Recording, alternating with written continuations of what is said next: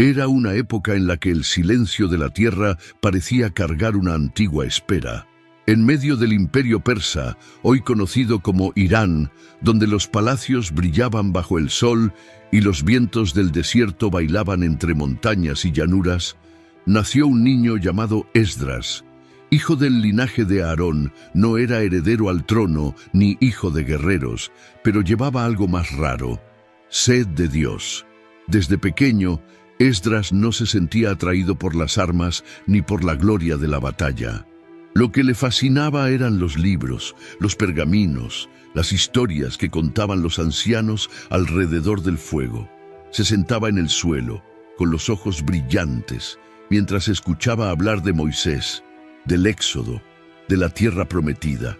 Cada palabra caía en su corazón como una semilla en tierra fértil, y cuanto más aprendía, más quería saber. Suscríbete al canal para ver más historias bíblicas emocionantes y activa la campana de notificaciones para no perderte ningún video. Si este contenido te llega al corazón y quieres apoyarnos, no dudes en hacer clic en el botón "Gracias, amigo".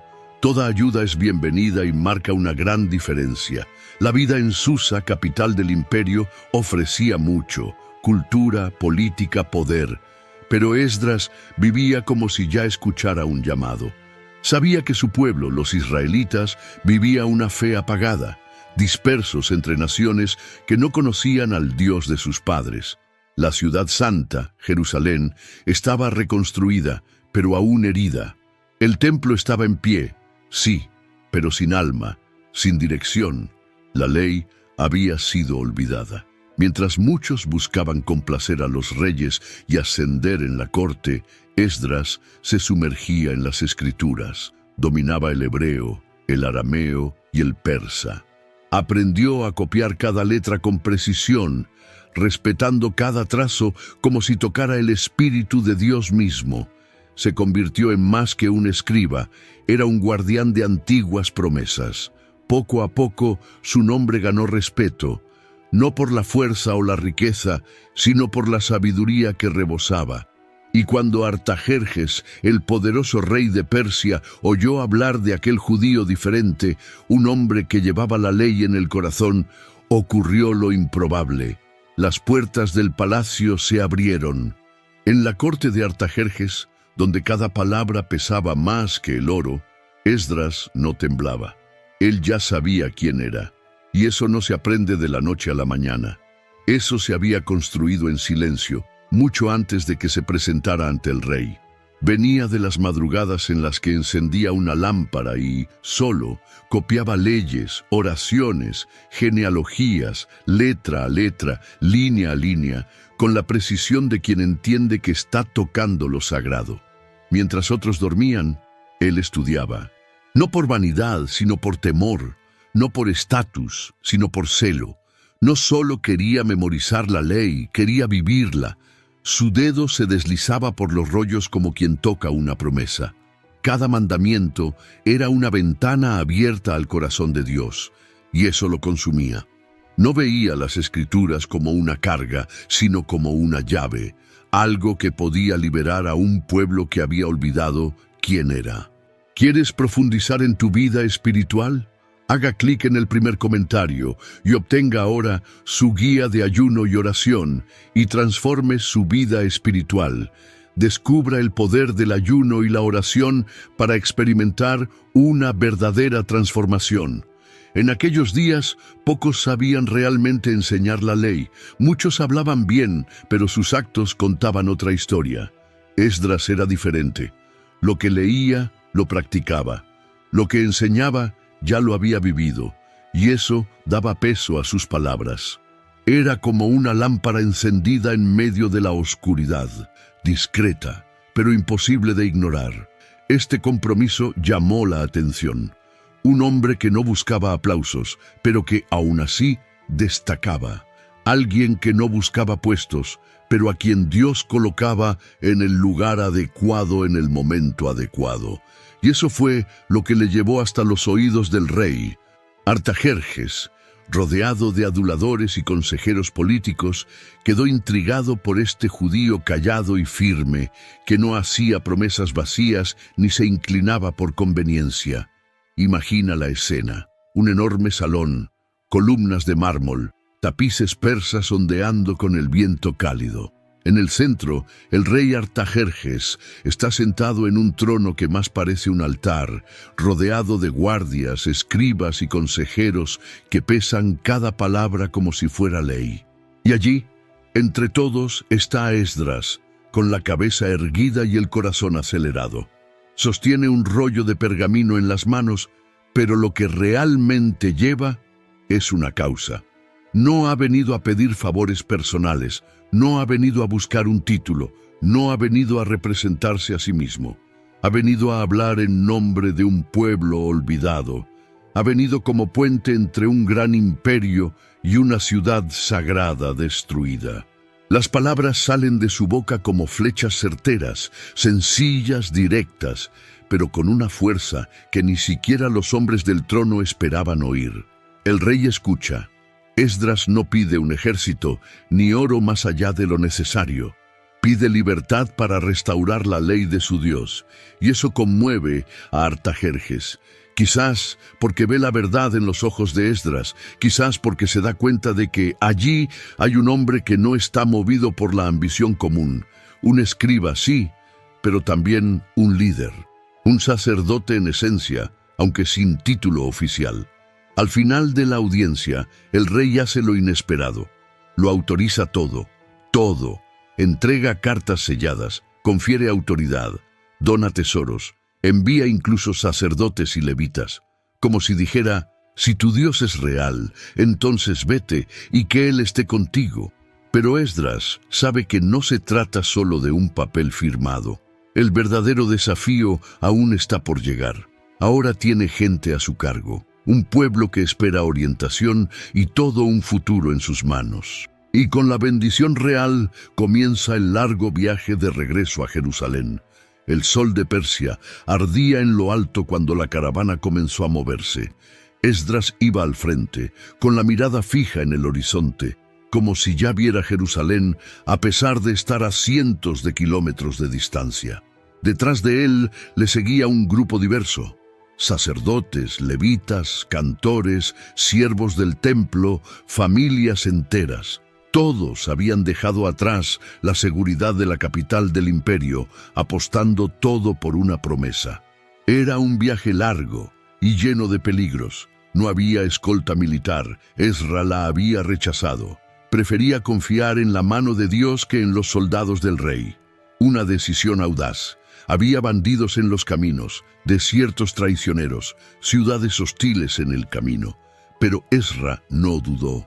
Antes de partir, ayunó, pidió orientación, y en el silencio del ayuno hizo un pacto. No sería un viaje cualquiera, sería un regreso con un propósito. A cada paso, el polvo se levantaba como humo y el cansancio se acumulaba en los hombros del grupo.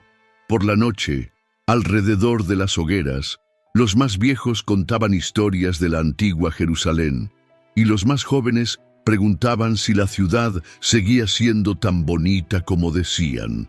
Esdras lo escuchaba todo, atento. Sabía que no solo llevaba personas, sino también corazones esperanzados, cargados con sueños que colgaban como equipaje invisible. Los días se convirtieron en semanas. El calor era abrasador. La comida escaseaba y los ánimos fluctuaban, pero había algo diferente en ese grupo.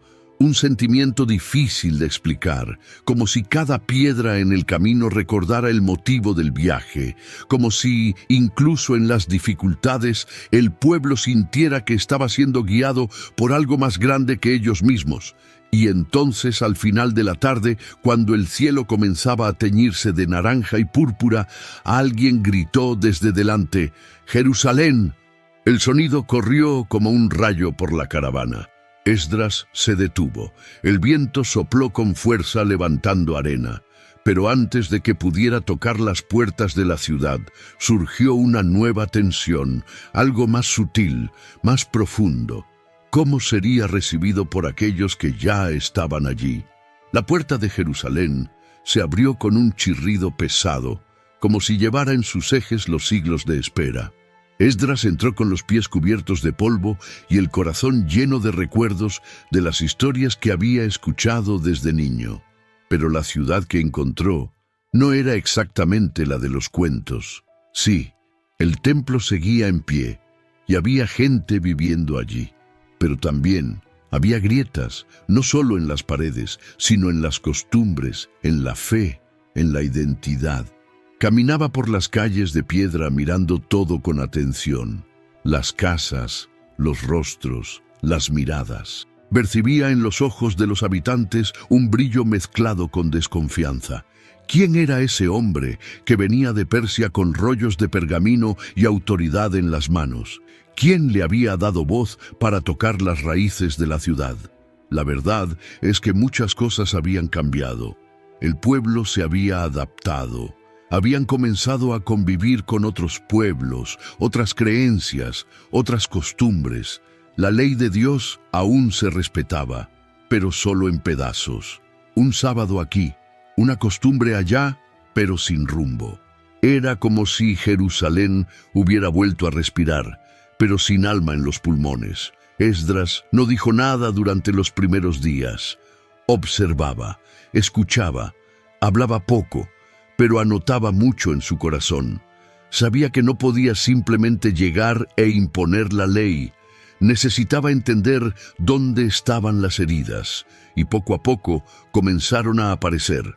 Un líder local se le acercó, casi en secreto, y le dijo en voz baja: «Algo anda mal aquí». Le contó sobre los matrimonios mixtos, los acuerdos injustos, las alianzas con pueblos que traían dioses extraños. Le contó que la ley estaba olvidada en los detalles y en la vida cotidiana. Esdras escuchó todo sin interrumpir. Cuando el hombre terminó, solo miró al cielo por un segundo, como buscando una respuesta allá arriba.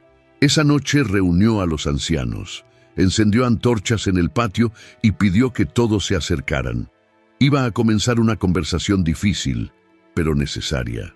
La plaza del templo quedó en silencio cuando Esdras abrió los pergaminos. El sonido del papiro desenrollándose parecía demasiado fuerte en aquella noche tensa. Los ancianos estaban allí, sentados en semicírculo, algunos recelosos, otros curiosos. Había incluso quienes evitaban mirar directamente a Esdras, como si una sola mirada bastara para revelar lo que cada uno llevaba dentro. Esdras comenzó a leer con voz firme. No gritó, no acusó, solo leyó. Leyó sobre la fidelidad, sobre la separación entre lo santo y lo profano, sobre las alianzas que Dios había hecho con el pueblo desde tiempos antiguos. Cada palabra caía como un martillo sobre la piedra. Los rostros fueron cambiando. Algunos bajaban la mirada, otros fruncían el ceño. Era como si la verdad, allí ante ellos, hiciera un ruido que nadie podía fingir no oír. Fue entonces cuando uno de los líderes se levantó con la cabeza gacha y confesó.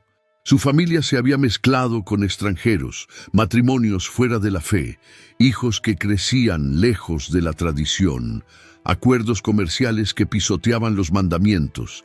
El impacto fue inmediato, como un fósforo arrojado sobre paja seca. Otros comenzaron a hablar, uno tras otro. Se formó una cadena de confesiones allí, ante todos, bajo el cielo oscuro de Jerusalén.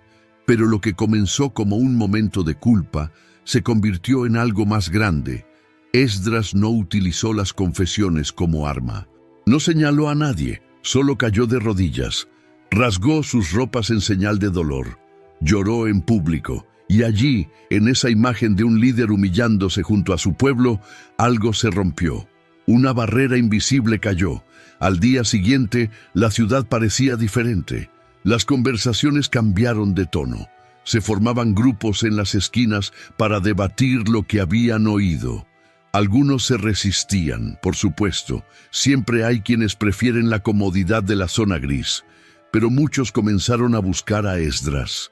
Querían entender, querían empezar de nuevo. Y fue entonces cuando él lo vio.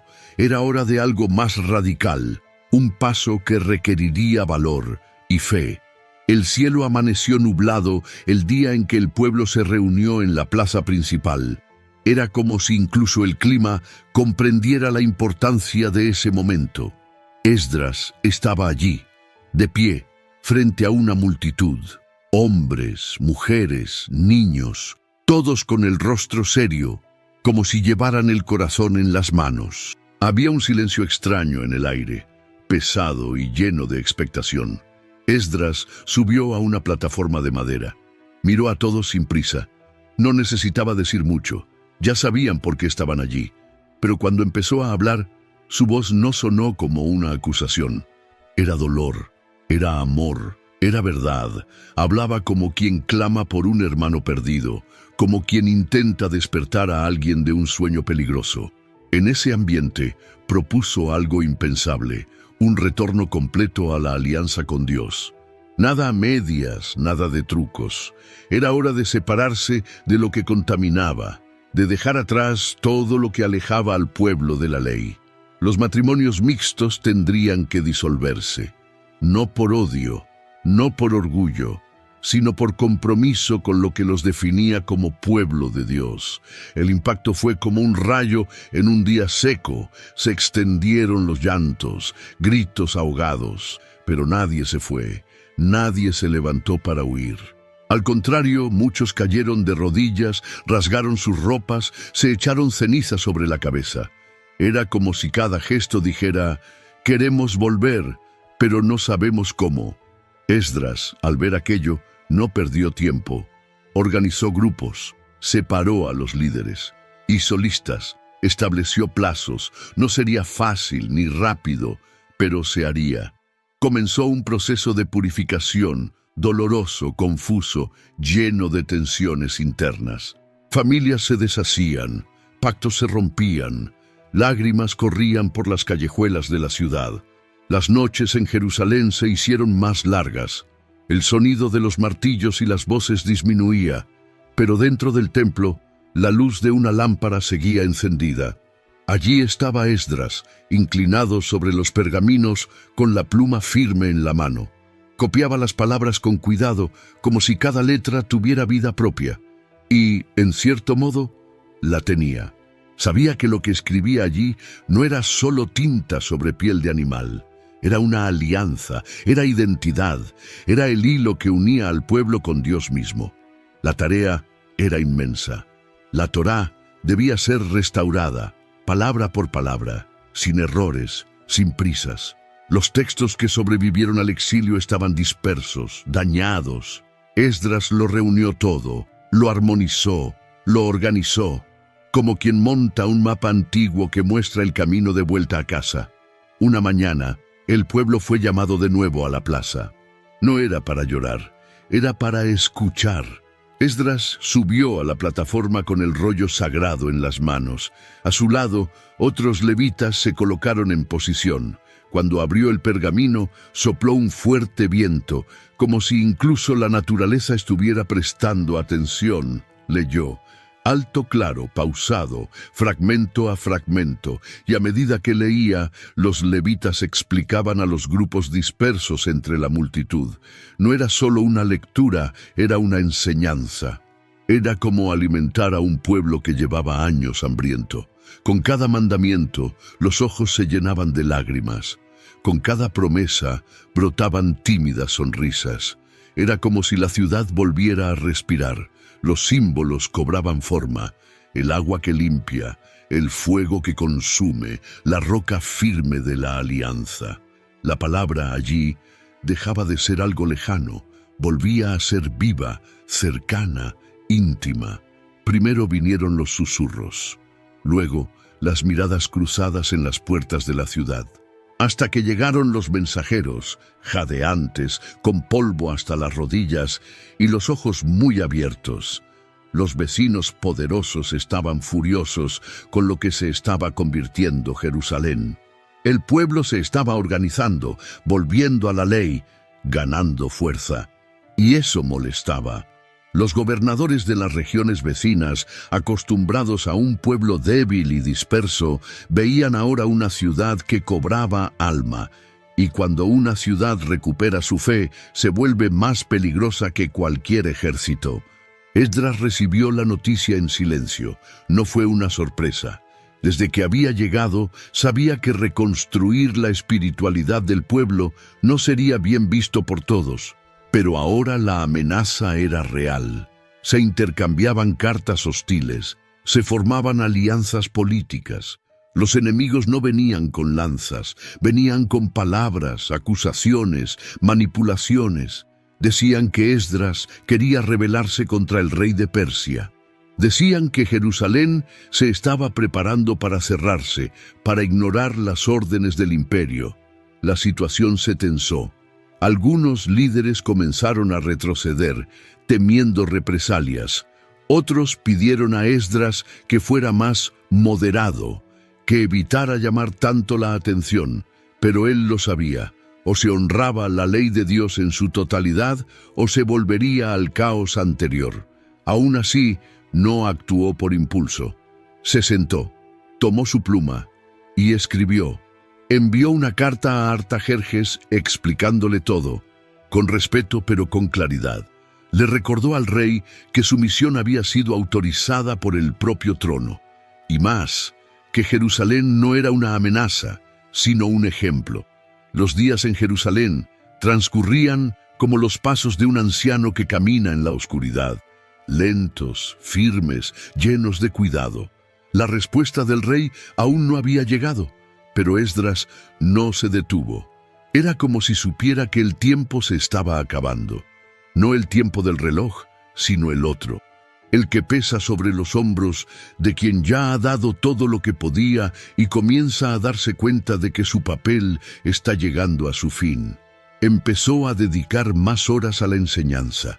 Reunía a los jóvenes, a los hijos de los sacerdotes, a los nuevos levitas. Les enseñaba a desenrollar un rollo sagrado, a leer con reverencia, a interpretar con justicia. No enseñaba solo con palabras, sino con su presencia. Esdras era el tipo de hombre que llevaba la fe en sus gestos, incluso su silencio parecía sagrado. Reunía al pueblo en las plazas para escuchar la ley, una vez más.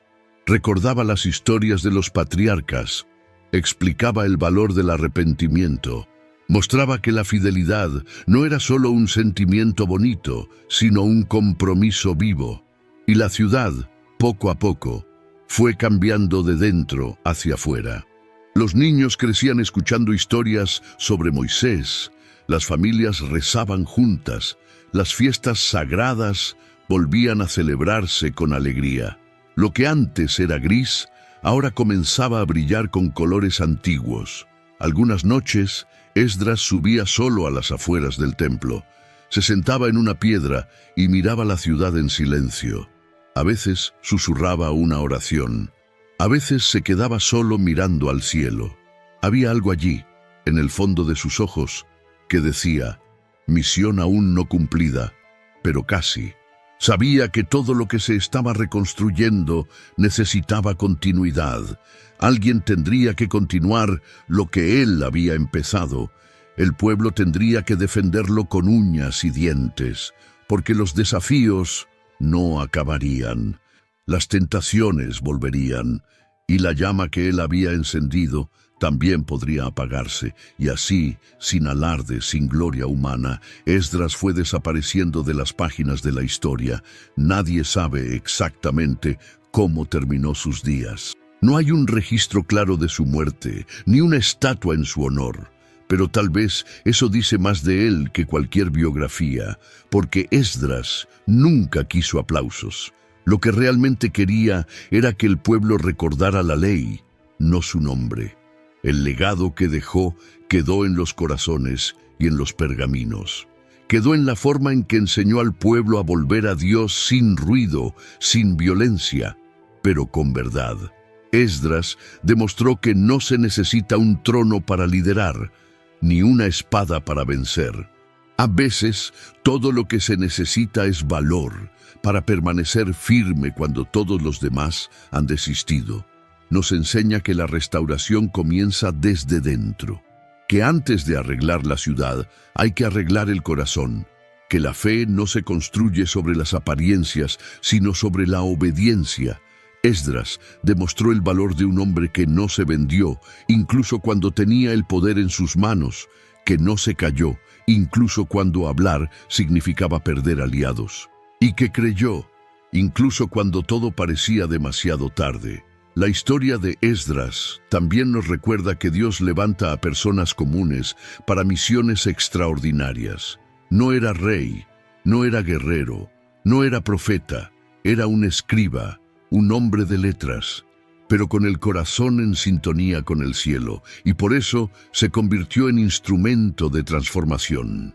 Hoy, cuando sentimos que todo está desordenado, que se han perdido los valores, que se han cambiado las verdades, que el mundo parece alejarse cada vez más de Dios, solo tenemos que recordar a Esdras, esa pluma trazando pergaminos por la noche, ese hombre solo frente a una ciudad destruida, y comprender, todo se puede reconstruir si la palabra vuelve a ocupar el centro. Si te gustó la historia de Esdras y quieres seguir leyendo otras historias de fe y superación, no olvides darle me gusta a este video y compartirlo con tus seres queridos. Y por supuesto, suscríbete al canal para no perderte ningún contenido nuevo. Juntos exploraremos más lecciones poderosas de la Biblia.